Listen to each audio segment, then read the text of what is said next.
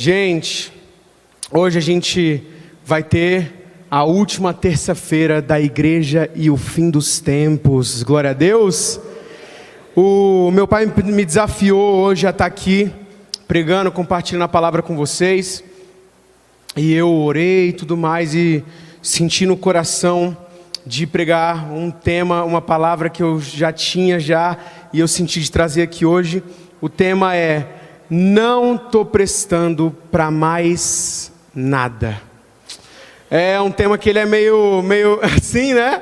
Mas de acordo com o tempo a gente vai entendendo. Eu gostaria de ler com vocês bem rapidinho João 3,16. É um versículo que muitos conhecem, um versículo que muitos já têm decorado, e é um versículo que é para impactar muito a nossa vida, amém? Vou esperar a galera do PC colocar aí. João 3,16.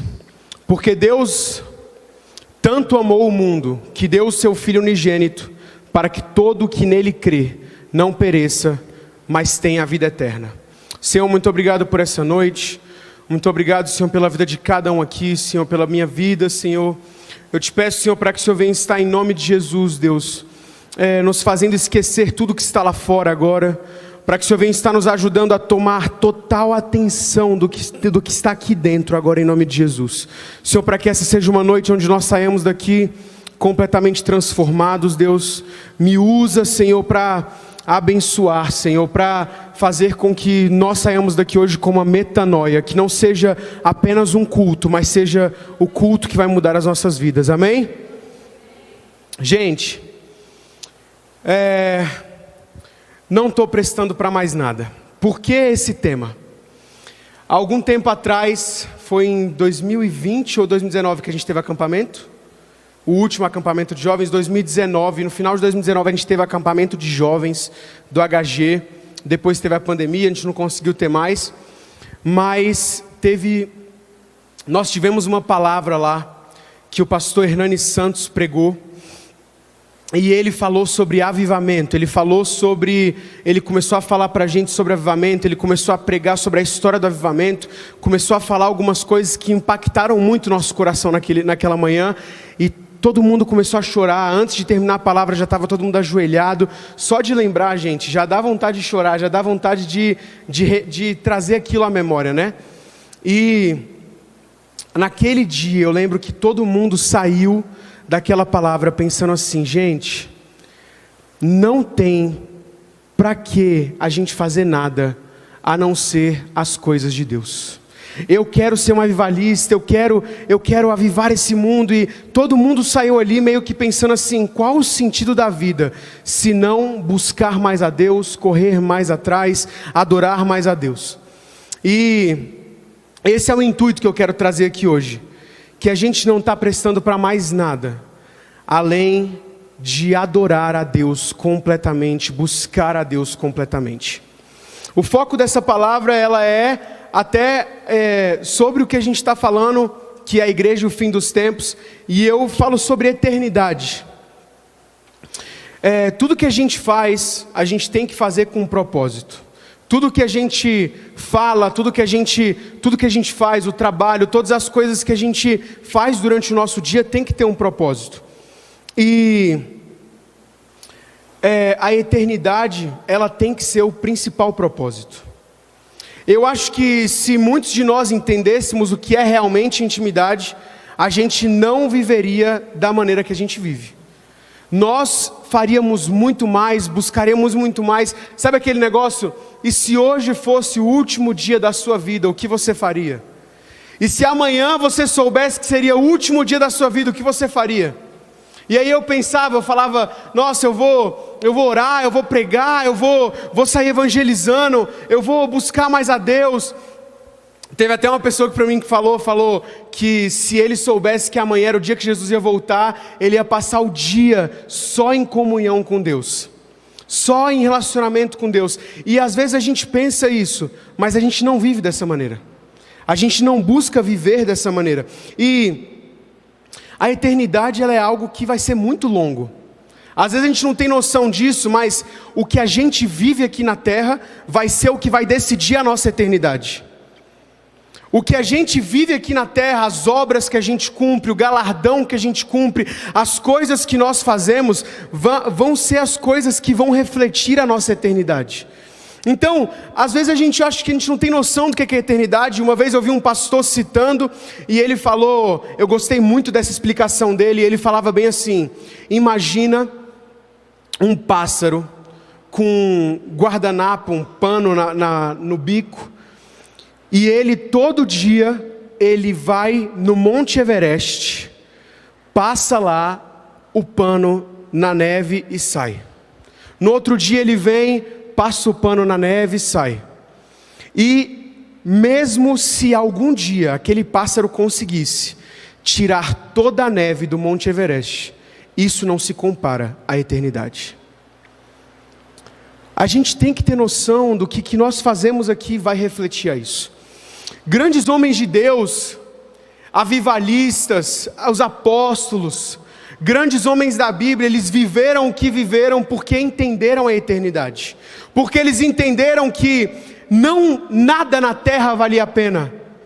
O que valia a pena era a eternidade. O que eles faziam, eles não faziam pela terra, eles não faziam para criar autoridade, para ganhar dinheiro, para conseguir alguma coisinha ali, para poder as pessoas gostarem dele, ou para ter um nome, ou para se tornar uma história, se tornar uma lenda, fazer o seu nome no mundo. Nada disso eles faziam por causa deles. Nada disso, eles não buscavam nada disso. Tudo isso eles buscavam apenas a eternidade. O resto foi apenas consequência. Eles estavam o tempo inteiro focados em apenas uma coisa: a eternidade com Cristo. Então, o primeiro ponto é tudo pela eternidade. Nós temos que entender, como eu acabei de falar, que tudo nós temos que fazer pela eternidade.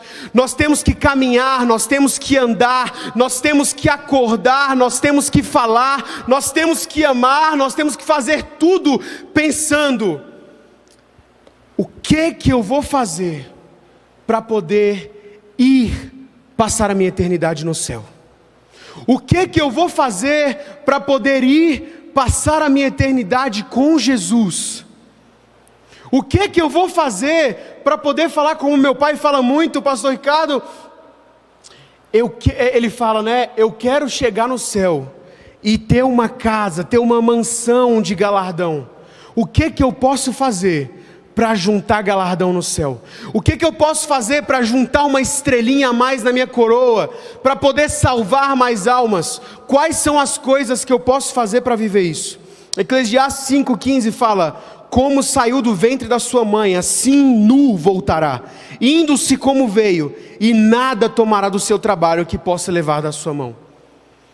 Nada do que a gente faz hoje, nada de dinheiro, nada das coisas terrenas, eu busco me enriquecer, nada disso vai para o céu.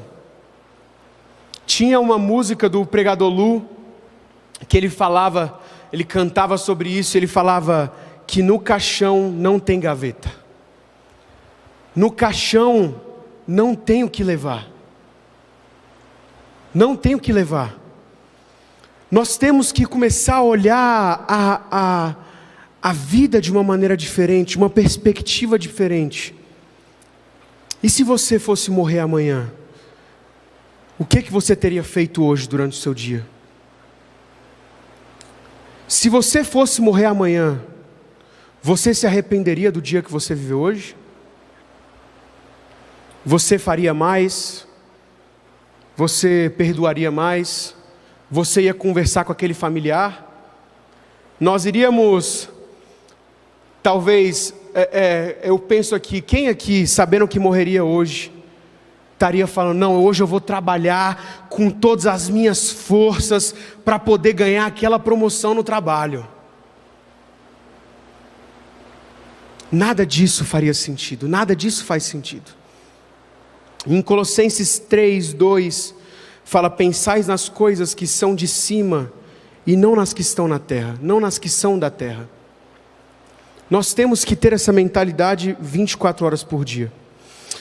Avivalistas que entenderam isso, eles não viveram para si.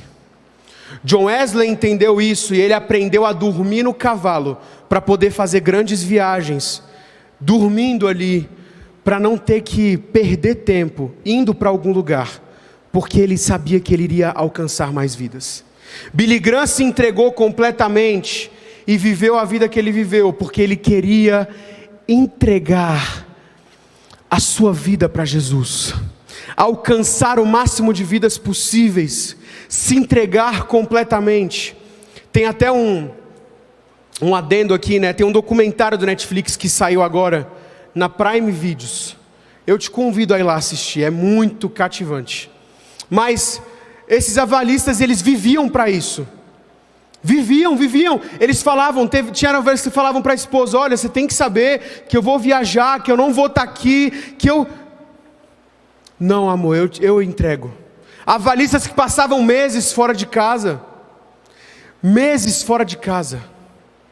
Porque eles estavam se importando com apenas uma coisa: o que é que eu vou juntar no céu?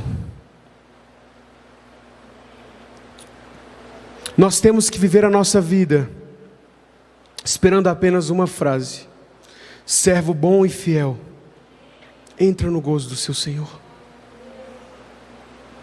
Nós temos que buscar isso todos os dias. O segundo ponto, penúltimo: por que nós fazemos o que fazemos? Por que você faz o que você faz? Por que você trabalha? Qual que é o propósito do seu trabalho? O que você tem feito no seu trabalho? Nós trabalhamos apenas por trabalhar, nós trabalhamos querendo trazer Deus naquele local. Eu sei que o pastor Léo aqui não perde uma oportunidade de pregar. Ele foi fazer se eu não me engano, se eu me corrija se eu estiver errado, mas foi fazer uma missão num prostíbulo, que era obrigatório ele estar lá, e ele não aguentou e pregou para a mulher. Os caras lá se aproveitando, e ele falou não, entregou uma palavra para a mulher. Nós temos que ser o que nós temos aonde nós estivermos. É um momento onde falar: mano, eu estou indo para o dentista, eu estou indo para lá para arrumar o meu dente, em nome de Jesus, mudar a vida daquele doutor hoje. Eu estou indo para o médico agora, para o médico me curar, mas eu estou indo lá para entregar uma palavra na vida dele, mudar a vida dele. Eu estou saindo daqui hoje, eu estou indo para o trabalho. A pastora Bianca estava fazendo isso durante um tempo. A pastora Bianca estava com o propósito dela de abençoar uma pessoa por dia. Uma pessoa por dia. Hoje eu vou abençoar pelo menos uma ou duas pessoas por dia. É uma vida com propósito, viver por viver. Nós estamos apenas sobrevivendo. Nós temos que nos lembrar isso às vezes, que a eternidade está aí. Jesus está voltando. Nós vamos subir para o céu. E quantas pessoas nós já juntamos para ir conosco? Quantas pessoas estão indo porque nós pregamos para elas? Billy Graham levou milhões. Talvez o nosso propósito é abençoar uma pessoa por dia. Nós não vamos levar milhões, mas eu estou ali todo dia, caminhando, buscando, correndo atrás. Nós temos que, na palavra de Deus diz em Filipenses 3, 17 a 21, irmãos, sedes imitadores meus e observais os que andam segundo o modelo que tendes em nós. Pois muitos andam entre nós, dos quais repetidas vezes eu vos dizia, e agora vos digo até chorando, que são inimigos da cruz de Jesus. O destino deles é a perdição, o Deus deles é o ventre, e a glória deles está na sua infâmia, visto que só preocupam com as coisas terrenas. Pois a nossa pátria está nos céus, de onde também aguardamos o Salvador, o Senhor Jesus Cristo, o qual formará o nosso corpo de humilhação, para ser igual ao corpo de sua glória, segundo a eficácia do poder que Ele tem de até subordinar a si todas as coisas. Os apóstolos viviam, Paulo que escreveu isso aqui, vivia ansiando a volta de Jesus. Ele pregava, ele caminhava, ele passava a noite sem dormir, ele era preso, ele recebia chicotadas.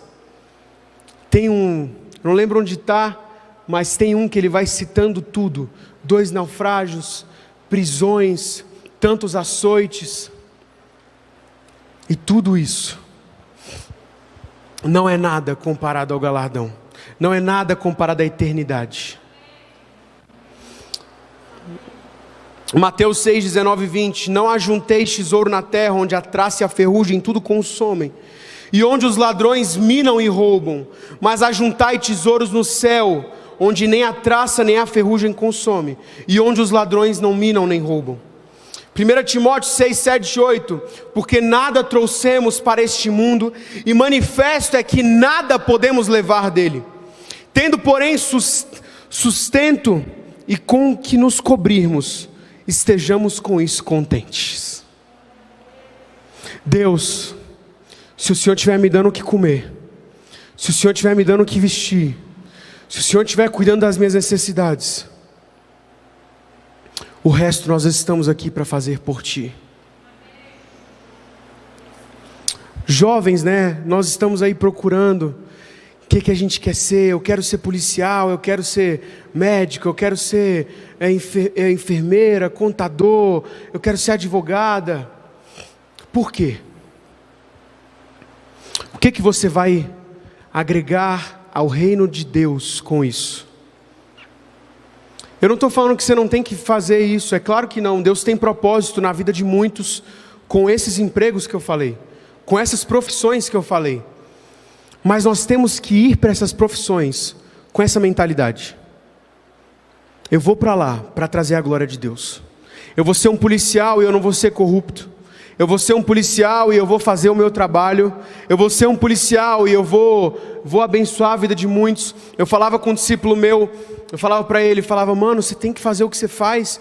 E imagina, você vai alcançar essa profissão que você quer tanto, e lá não tem muitos cristãos, mas lá você vai conseguir alcançar tantas pessoas. Imagina você lá jogando futebol com eles, e um se machuca, tem alguma coisa, uma lesão, e aí você está lá sentado no banco, ele chega lá, você fala: mano, vem cá que eu vou orar por você. Você ora pelo cara, o cara é curado e ele volta para o jogo. Nós temos que buscar trazer a glória de Deus o tempo inteiro, trazer o Pai em todas as coisas que nós fazemos, trazer unção em tudo que nós fazemos. Grandes avivalistas viviam de entrar no local e pessoas já começarem a cair, se arrependendo. Eles viviam uma vida buscando, se relacionando. Por que viver? Meu pai mesmo conta que ele falava: gente, antes de se converter, né? Se for para eu viver a vida que eu vivo, não faz o menor sentido. Eu vou me acabar de usar droga e vou morrer logo. Qual que é o sentido da vida? Por que eu vou viver? O que eu quero com isso daqui? E aí que entra esse propósito. Hebreus 11:35: alguns foram torturados, não aceitando o seu resgate, para obterem superior ressurreição. Homens dos quais o mundo não era digno. Esses dias um discípulo meu estava falando para mim, ele falou que um dos sonhos dele é ser um mártir. E isso eu acredito que é realmente um chamado, eu acredito que é realmente um propósito, mas acredite, esses homens e mulheres de Deus vão receber tão grande alegria de Jesus.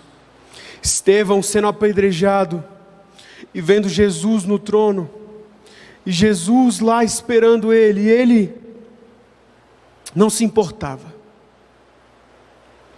Paulo, inúmeras vezes sendo preso, e ele, na chance de se defender, ele apenas pregava na frente de todos. Ele não se defendia. Ele começava a contar a história de Jesus, começava a falar quem era Jesus, começava a pregar. Por que nos levantarmos da cama todos os dias? Às vezes a gente dorme até mais tarde, mas às vezes acordar mais cedo para a gente poder se entregar em um momento com Deus, orar a Deus.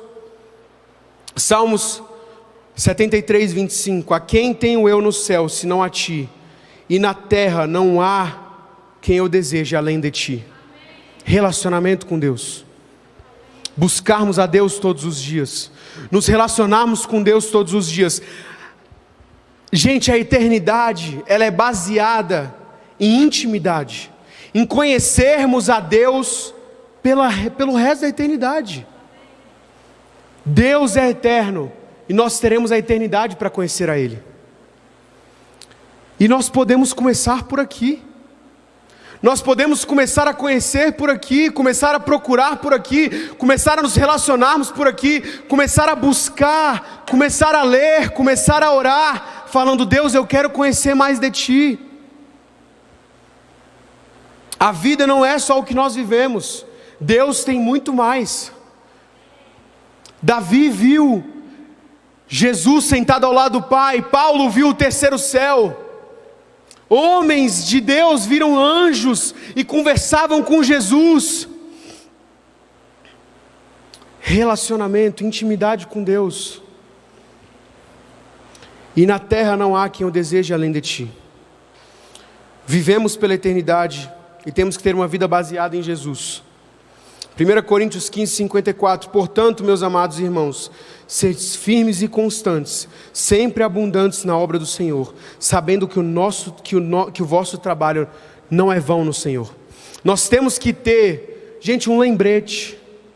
Nós temos que ter alguma coisa que nos faz relembrar constantemente de eternidade, que nos traz à memória aquilo que nos dá esperança, que nos traz à memória isso daqui. Eu estou vivendo para Jesus, eu estou vivendo pela eternidade.